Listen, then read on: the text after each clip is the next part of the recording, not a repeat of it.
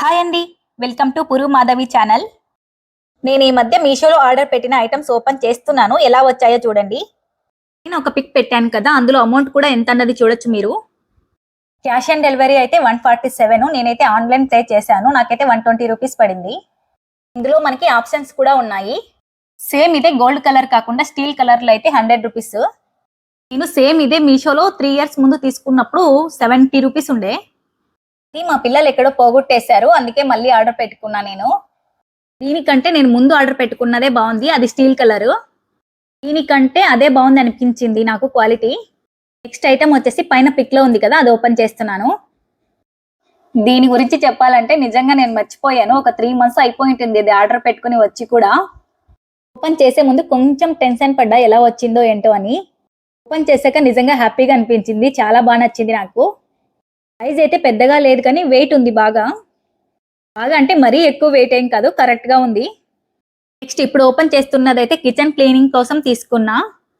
అయితే నేను రివ్యూస్ చూసి ఆర్డర్ పెట్టుకున్నాను. ఎలా పనిచేస్తుందో వీడియో లాస్ట్ వరకు చూడండి. నేను ఆర్డర్ చేసిన దాంట్లో పైన క్యాప్కి స్ప్రే క్యాప్ కూడా ఉంది. స్ప్రే క్యాప్ అయితే నాకు రాలేదు. కాస్ట్ అయితే 70 రూపీస్. నెక్స్ట్ ఇప్పుడు వచ్చేసి కిచెన్ కంటైనర్స్ ఓపెన్ చేస్తున్నాను, గ్లాస్వి. నేను 8 కంటైనర్స్ ఆర్డర్ పెట్టుకున్నా. కంటైనర్స్ లేదా 24 తీసుకుంటే మనకి ఇంకా కొంచెం కాస్ట్ తగ్గుతుంది. 8 కంటైనర్స్కి అయితే 217 రూపీస్ కాస్ట్. కిచెన్లోకి మాత్రం ఎన్ని తీసుకున్నా తక్కువే అనిపిస్తాయి. కిచెన్లో ఉన్న ఐటమ్స్ అన్నీ ఆల్మోస్ట్ ఆన్లైన్వే ఉన్నాయి. క్వాలిటీ అయితే చాలా బాగున్నాయి. నెక్స్ట్ ఇవి వచ్చేసి వాషింగ్ మిషన్ కోసం తీసుకున్నాను. అయితే నేను చాలా వీడియోస్లలో చూశాను, అందుకే ఆర్డర్ పెట్టుకున్నాను. ఇవి వాషింగ్ మిషన్లో బట్టలు ఒకదానికొకటి అంటుకోకుండా ఉండడానికి. కాస్ట్ అయితే ఆన్లైన్ పే చేశాను, 62 రూపీస్ పడ్డాయి. నేను తీసుకున్న వాటన్నింటిని ఎలా వాడుకున్నానో చూపిస్తాను చూడండి. బాగా కడిగిన తర్వాత ఏ డ్రైయర్తో ఆరబెట్టేశాను. ఈ ప్యాకెట్స్లలోనే పెట్టుకుంటే కొంచెం కొంచెం పౌడర్ అంతా కింద పడి గలీజ్ అయిపోతుంది. స్పేర్లని ప్యాకెట్ల పైన ఉన్నవే కట్ చేసుకున్నా. పాటు ఎక్స్పైరీ డేట్ కూడా కట్ చేసుకున్నాను.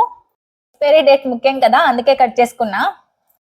ఇలా కట్ చేసుకోవడం ఇష్టం లేకపోతే వైట్ స్టిక్కర్లు దొరుకుతాయి, ఎంచుకొని పెన్నుతో రాసుకోండి. అన్నింటికి అంటించుకోవాల్సిన అవసరం లేదు. మనం ఏ పౌడర్లు అయితే కొంచెం కన్ఫ్యూజ్ అవుతామో అవి మాత్రం అంటించుకుంటే సరిపోతుంది. ఇంకా దీనికి స్ప్రే క్యాప్ రాలేదు కాబట్టి సూది పిన్నితో చిన్న హోల్ పెట్టాను. యాక్చువల్గా ఈ లిక్విడ్ గ్యాస్ స్టవ్ క్లీనింగ్ కోసం. రివ్యూస్లో సింక్ కూడా క్లీన్ అవుతుందని పెట్టారు, అందుకే ట్రై చేశాను. అది వేసి కొద్దిసేపు అలా ఉంచిన తర్వాత క్లీన్ చేస్తే ఇంకా బాగా క్లీన్ అయ్యేదేమో. నేను వెంటనే వాటర్ వేసేసాను. పర్లేదు, బాగానే క్లీన్ అయ్యింది, కానీ నాకు నచ్చలేదు. ఆరిపోయిన తర్వాత వైట్గా మార్కులు అయితే ఉన్నాయి. ఈ ఊదు కడ్డీ స్టాండ్ వల్ల మనకి మంచిగా యూజ్ ఉంటుంది. కడ్డీలు వెలిగించినప్పుడు పొడి మొత్తం కింద పడిపోయి క్లీన్ చేసుకోవడం కష్టంగా ఉంటుంది కదా, అందుకే ఇది ఆర్డర్ చేసుకున్నాను. మనమైతే ఇందులో 5 కడ్డీలను పెట్టుకోవచ్చు. మనం ఇలా పెట్టుకుంటే మనకి పొగ మాత్రమే బయటకు వస్తుంది, డస్ట్ అంతా లోపలే పడుతుంది. ఇవి మొత్తం ఆరిపోయిన తర్వాత నెక్స్ట్ డే చూపిస్తున్నాను. చూడండి, పౌడర్ అంతా లోపల ఇలా పడి ఉంటుంది. నాకైతే బాగా నచ్చింది ఇది. ఇవైతే దీపం మారిపోకుండా ఉండడానికి తీసుకున్నాను. మేము హాల్లో ఉంటాము, ఫ్యాన్ ఎక్కువగా వేస్తుంటాము, అందుకే ఇవి తీసుకున్నాను. ఇవి ఒక్కొక్కటి 25 రూపీస్. నేను ఒక సైడ్ వీడియో తీసుకుంటుంటే మా పాప చూడండి ఇంకో సైడ్ ఏం చేస్తుందో.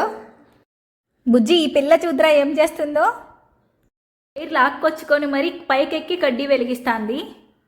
దేవుని గదిలో న్యూస్ పేపర్స్ ఎందుకు పెట్టకూడదు అంటారో మీకు తెలుసా? ఒక ఆమె దేవుని గదిలో సేమ్ ఇలాగే న్యూస్ పేపర్స్ పెట్టి దీపం వెలిగించి వెళ్ళిందంట. కడ్డీల వల్లనో మరి దీపాల వల్లనో న్యూస్ పేపర్స్ అంటుకుని కాలిపోయాయంట. అందుకే దేవుడి పటాల కింద న్యూస్ పేపర్స్ పెట్టకూడదు అంటారు.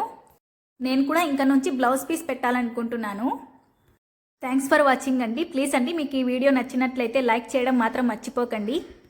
అలాగే మీకు నచ్చినట్లయితే సబ్స్క్రైబ్ చేసుకోండి. బాయ్ అండి.